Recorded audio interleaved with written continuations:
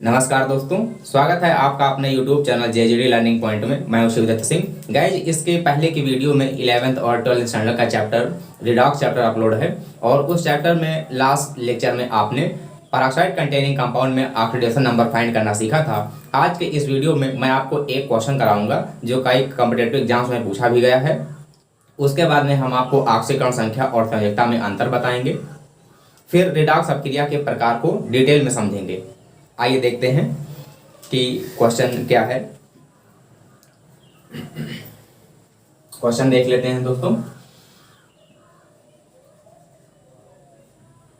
एक यौगिक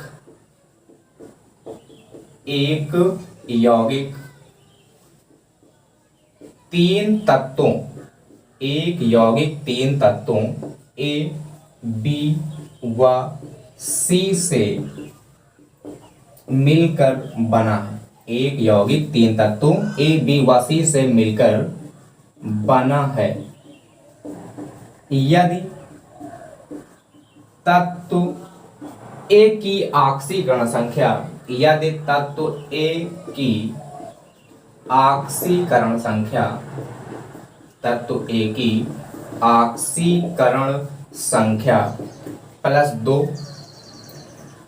तत्व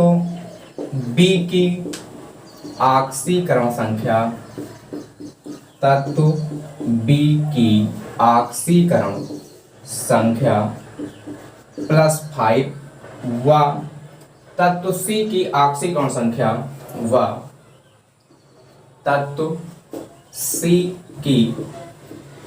ऑक्सीकरण संख्या ऑक्सीडेशन नंबर तत्व सी की ऑक्सीकरण संख्या -2 हो तो ए बी व सी से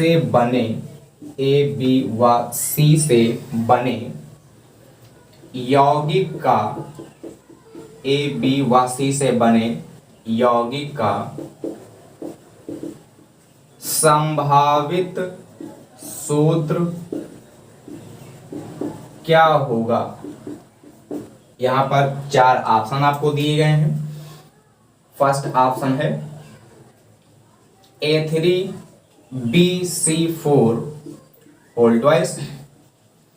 बी ऑप्शन दिया गया है A3B4C होल ट्वाइस और आपको सी ऑप्शन दिया गया है AB2C और डी ऑप्शन में A2BC3 होल ट्वाइस। ये ऑप्शन दिए गए हैं। तो इस क्वेश्चन को आप कैसे सॉल्व करेंगे। एक यौगिक तीन तत्वों ए बी व सी से मिलकर बना है। यदि तत्व ए की ऑक्सीकरण संख्या +2 है, बी की ऑक्सीकरण संख्या +5 है और सी की ऑक्सीकरण संख्या आपको दी गई -2, तो ए बी व सी से बने यौगिक का संभावित सूत्र क्या होगा। ऑक्सीकरण संख्या ज्ञात करने के नियम में हमने आपको बता रखा है कि किसी भी यौगिक में सभी तत्वों की ऑक्सीकरण संख्या का योग 0 होता है। तो इन चारों ऑप्शन को आप चेक करिए ए बी और सी की ऑक्सीकरण संख्या को रख करके। जिस ऑप्शन में 0 आ जाएगा वही पॉसिबल कंपाउंड होगा। तो आइए चेक कर लेते हैं पहले वाले को। ए की ऑक्सीकरण संख्या है +2, तो हमने ए की ऑक्सीडेशन नंबर +2 रख दी। ए के एटम्स हैं 3, तो हमने 3 टाइम्स मल्टीप्लाई कर दिया। प्लस बी की ऑक्सीडेशन नंबर, बी की ऑक्सीकरण संख्या +5 दे रखी है और बी के एटम है यहाँ पर 2, तो हमने 2 टाइम्स मल्टीप्लाई कर दिया। प्लस सी की ऑक्सीडेशन नंबर है -2 और सी एटम कितने 4 2 8, यहाँ पर 8 एटम्स हैं सी के। इसको अब आप सॉल्व करिए। 3 2 6 प्लस का 2 5 10 प्लस का और 8 2 16 माइनस का +6 प्लस का 10, ये हो जाएगा प्लस का 16 और ये माइनस का 16। +16 -16 कैंसल आउट 0 मीन्स आपका जो सही आंसर है वो ए पार्ट होगा। बाकी किसी में 0 ऑक्सीकरण संख्या नहीं आती। तो आपका ऑप्शन यहाँ पर फर्स्ट सही हो जाएगा। इसके बाद हम देखेंगे आक्सीकरण संख्या और संयोजकता में अंतर। तो इसके बाद आप देखेंगे आक्सीकरण संख्या और संयोजकता में अंतर। तो आप हेडिंग लिख सकते हैं, यहाँ पर हेडिंग रहेगी आक्सीकरण संख्या, आक्सीकरण संख्या व संयोजकता में अंतर। तो हमने कॉलम डिवाइड कर लिया यहाँ पर, आक्सीकरण संख्या व, चलिए हेडिंग लिख देते हैं, आक्सीकरण संख्या व संयोजकता में अंतर, difference between oxidation number and valency. तो एक कॉलम में हम लिख लेंगे ऑक्सीकरण संख्या, ऑक्सीडेशन नंबर, और नेक्स्ट कॉलम में हम लिख लेंगे संयोजकता, वैलेंसी। तो ऑक्सीकरण संख्या और संयोजकता में क्या अंतर होता है, पॉइंट्स देख लिए जाए यहाँ पर। तो फर्स्ट पॉइंट हम आपको बता दें, डेफिनीशन। फर्स्ट पॉइंट तो इसका डेफिनीशन ही रहेगा, किसी परमाणु पर उपस्थित कुल आवेशों की संख्या उसकी ऑक्सीकरण संख्या के बराबर होती है। तो यहाँ पर हम लिख लेंगे किसी परमाणु पर उपस्थित, किसी परमाणु पर उपस्थित कुल आवेशों की संख्या, कुल आवेशों की संख्या उसकी ऑक्सीकरण संख्या के बराबर होती, उसकी ऑक्सीकरण संख्या के बराबर होती, बराबर होती मतलब जो आवेश उपस्थित होगा वही उसकी ऑक्सीकरण संख्या होगी। प्लस का आवेश होगा तो प्लस की ऑक्सीकरण संख्या, जितना भी प्लस होगा, और माइनस होगा तो माइनस, कोई आवेश नहीं तो जीरो ऑक्सीकरण संख्या। संयोजकता क्या होती है, किसी परमाणु की संयोजन क्षमता, किसी परमाणु की संयोजन क्षमता, किसी परमाणु की संयोजन क्षमता, कंबाइनिंग कैपेसिटी, संयोजन क्षमता उसकी संयोजकता के बराबर होती है या संयोजकता कहलाती है, उसकी संयोजकता कहलाती है। किसी परमाणु की संयोजन क्षमता उसकी संयोजकता कहलाती है। नेक्स्ट पॉइंट देख लिया जाए सेकंड पॉइंट में, ऑक्सीकरण संख्या धनात्मक और ऋणात्मक साइन प्रदर्शित करती है। तो यहां पर हम लिख लेंगे ऑक्सीकरण संख्या, ऑक्सीकरण संख्या धनात्मक व ऋणात्मक, धनात्मक व ऋणात्मक चिन्ह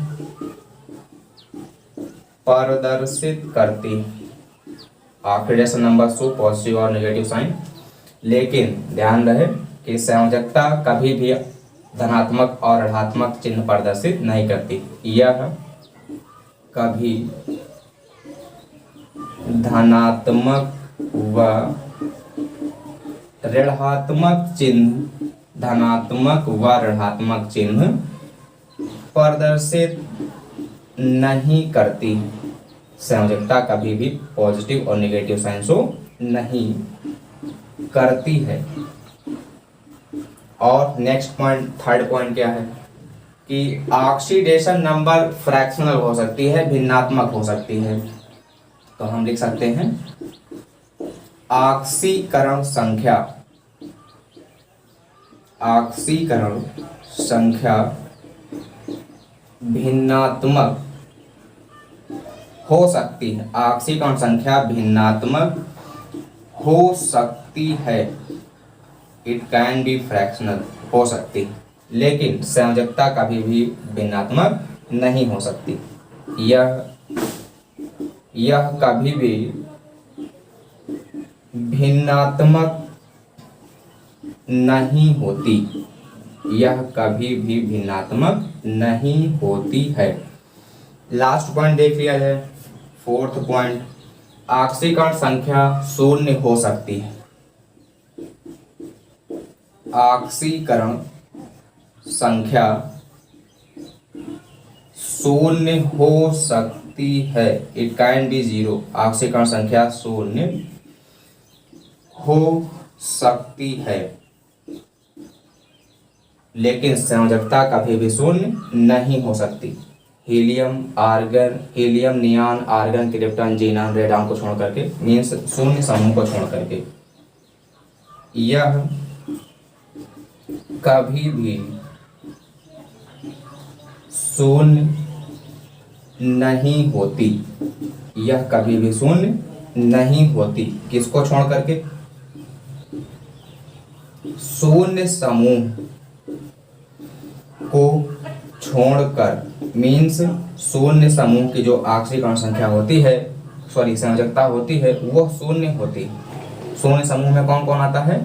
हीलियम, नियॉन, आर्गन, क्रिप्टन, जेनन और रेडॉन, आरएन, रेडॉन।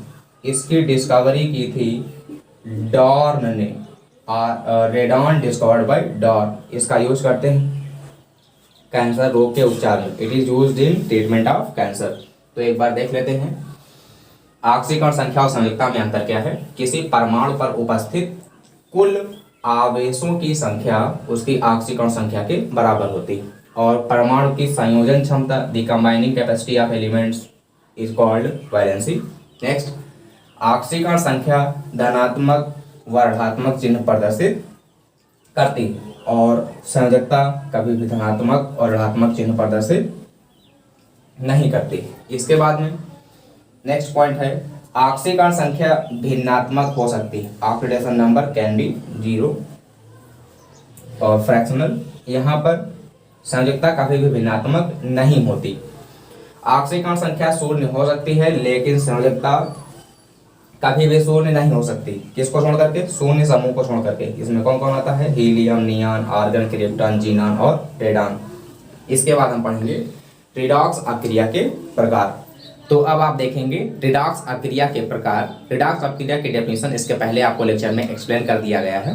तो आप देखेंगे इसमें रिडॉक्स अभिक्रिया के प्रकार, types of redox reactions. Redox अभिक्रिया के प्रकार, important topic, types of redox reactions. तो रिडॉक्स अभिक्रिया के प्रकार में कुछ वेरी मोस्ट इंपॉर्टेंट हम आपको एक्सप्लेन करेंगे, जिसमें आप फर्स्ट हेडिंग देखेंगे इंटरमॉलिक्यूलर रिडॉक्स रिएक्शन, जिसको कहते हैं अंतरा अणुक रिडॉक्स अभिक्रिया। अंतरा अणुक रिडॉक्स अभिक्रिया, और इसको भी क्या कहा जाता है? Intermolecular redox reaction. Intermolecular redox reaction. तो इसमें होता क्या है? Intermolecular means between the molecules. तो इसमें आप पहले एग्जाम्पल देख लें, बाद में डेफिनेशन लिख लेंगे। तो एग्जाम्पल क्या रहेगा इसका? FeCl3 plus SnCl2, FeCl3 plus SnCl2 arrow FeCl2 plus SnCl4 balance करना है 2FeCl3, यहाँ पर 2FeCl2। ये एग्जाम्पल्स पहले कई बार आ चुका है इस चैप्टर में। तो यहाँ पर Fe की ऑक्सीडेशन नंबर हम आपको सिखा चुके हैं, ब्रेक करके भी और फाइंड करके भी। यहाँ पर Sn पर ऑक्सीडेशन नंबर प्लस का 2 आएगा, Fe की ऑक्सीडेशन नंबर यहाँ +2, Sn की ऑक्सीडेशन नंबर प्लस का 4 आएगी। तो आप इसमें चेंज देख लें, Fe +3 से +2 जा रहा है, मीन्स यहाँ पर FeCl3 का ऑक्सीडेशन हो रहा है। तो यहाँ पर हम लिख लें, सॉरी, यहाँ पर ऑक्सीकरण संख्या में कमी हो रही है +3 से +2, और ऑक्सीकरण संख्या में कमी क्या कहलाती है? अपचयन कहलाती है, रिडक्शन कहलाती है। इसके बाद में SnCl2 +2 से +4 ऑक्सीकरण संख्या में वृद्धि हो रही है। तो यहाँ पर वृद्धि क्या कहलाती है? वृद्धि कहलाती है ऑक्सीकरण। तो आप यहाँ पर देख सकते हैं कि इस अभिक्रिया में एक पदार्थ का ऑक्सीकरण हो रहा है और दूसरे पदार्थ का अपचयन हो रहा है। तो आप इसमें लिख सकते हैं कि इस अभिक्रिया में एक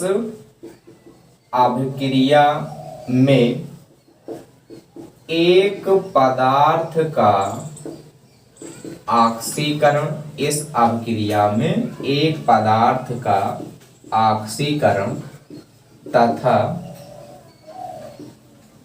दूसरे पदार्थ का अपचयन होता है। एक पदार्थ का ऑक्सीकरण होता है और दूसरे पदार्थ का अपचयन होता है। तो इसमें FeCl3 का अपचयन हो रहा है और SnCl2 का ऑक्सीकरण हो रहा है। इस अभिक्रिया को क्या नाम देंगे? अंतरा अणुक रिडॉक्स अभिक्रिया। और दूसरा टाइप देख लिया जाए, दूसरे टाइप में हम पढ़ेंगे अंतः अणुक रिडॉक्स अभिक्रिया। दूसरी टाइप की रिएक्शन है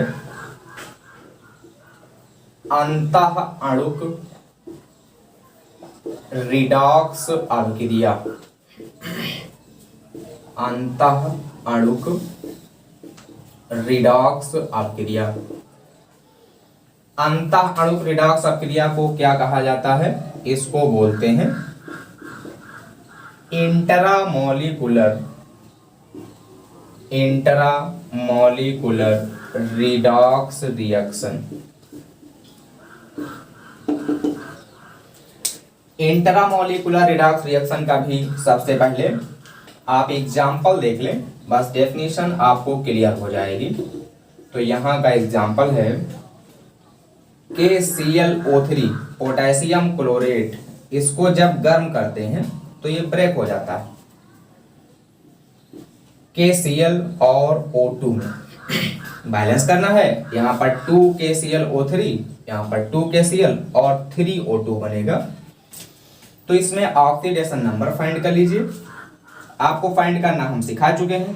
क्लोरीन की ऑक्सीडेशन नंबर यहाँ पर आती है +5 और यहाँ पर क्लोरीन की ऑक्सीडेशन नंबर है -1। अच्छा, पोटेशियम की +1 यहाँ पर भी है और पोटेशियम की +1 यहाँ पर भी है। 4 धातुओं की ऑक्सीकरण संख्या +1 होती है, हमेशा ध्यान रखेंगे संयुक्त अवस्था में। और ऑक्सीजन की ऑक्सीकरण संख्या -2 यहाँ पर है और यहाँ पर ऑक्सीजन की ऑक्सीकरण संख्या 0 है, शून्य है, कोई आवेश नहीं। तो आप क्या देख रहे हैं कि एक ही पदार्थ है और एक ही पदार्थ में अच्छा क्लोरीन का +5 से -1 कमी हो रही है, क्लोरीन का अपचयन हो रहा है इसमें, और ऑक्सीजन का -2 से 0 हो रहा है। -2 से 0 ऑक्सीकरण संख्या में वृद्धि हो रही है, मतलब इसमें ऑक्सीजन का ऑक्सीकरण हो रहा है। तो एक ही पदार्थ में एक परमाणु का अपचयन और दूसरे परमाणु का ऑक्सीकरण हो रहा है। तो आप यहां पर लिख सकते हैं इस अभिक्रिया में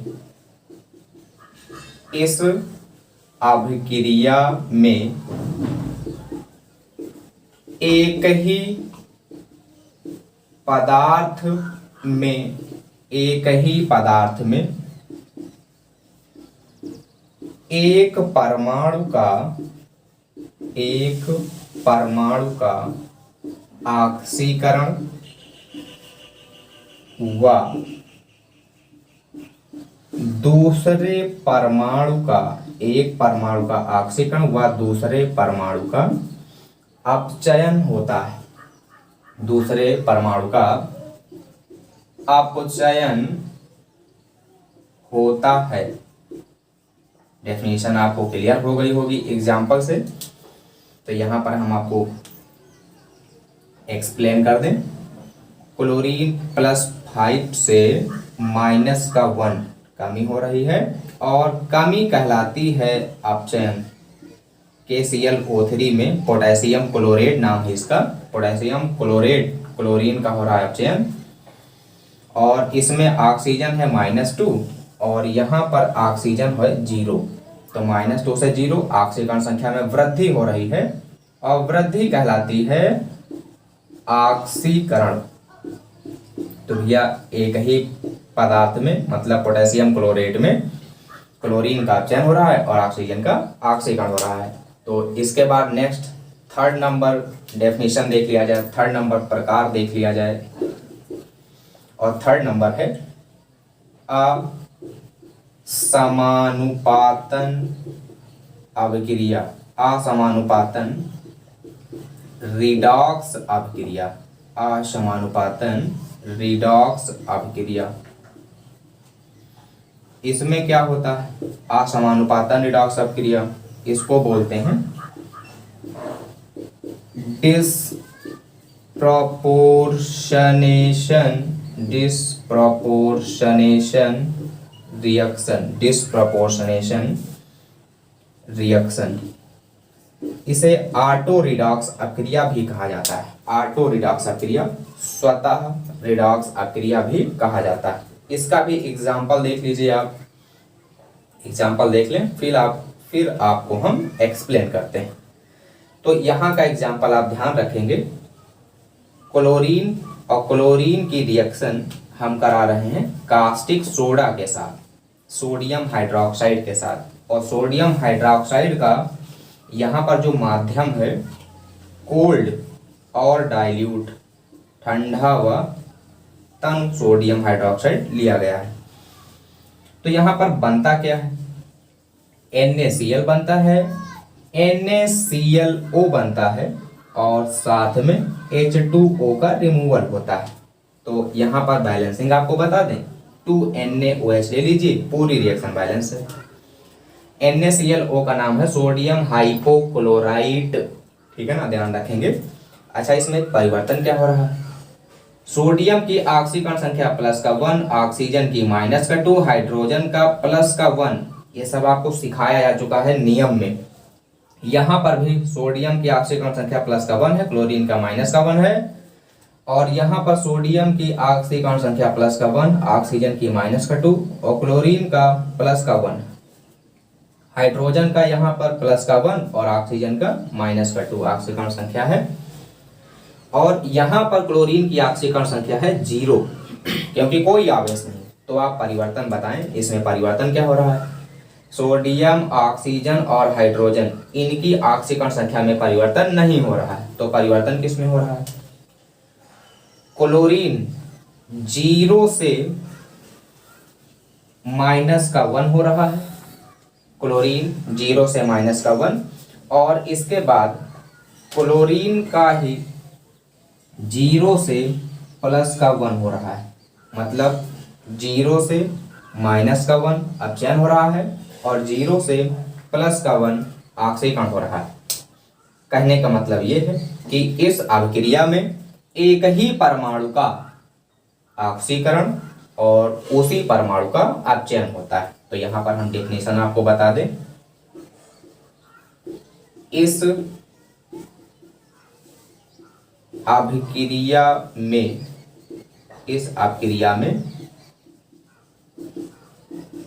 एक ही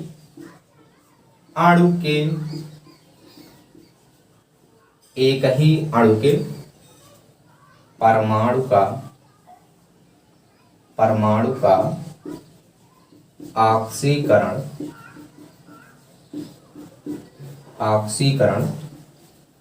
व अपचयन होता है, ऑक्सीकरण व अपचयन होता है। Same element get oxidized as well as reduced. Redox reaction is called disproportionation reaction.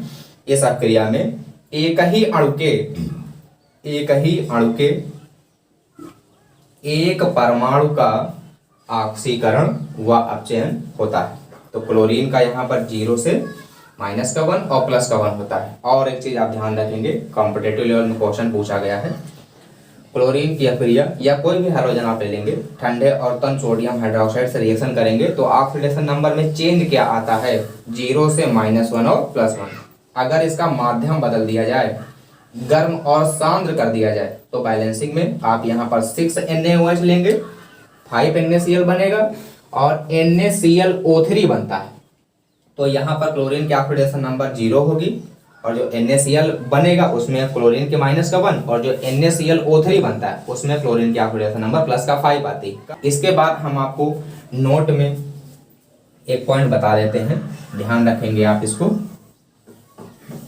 वो पॉइंट क्या है?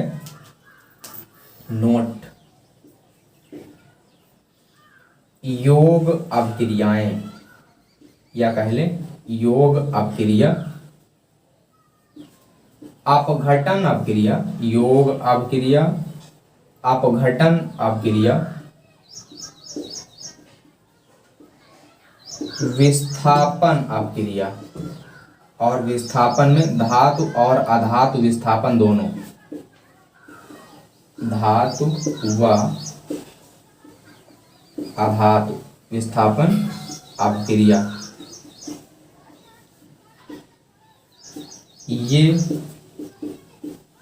ये भी रिडॉक्स अभिक्रिया होती हैं, ये भी रिडॉक्स अभिक्रिया होती हैं। ध्यान रखेंगे, इंपॉर्टेंट पॉइंट्स हैं। तो गाइज कैसी लगी ये वीडियो? अगर आपको वीडियो अच्छी लगी हो तो ज़्यादा से ज़्यादा शेयर करें। Thanks for watching. मिलते हैं नेक्स्ट वीडियो में।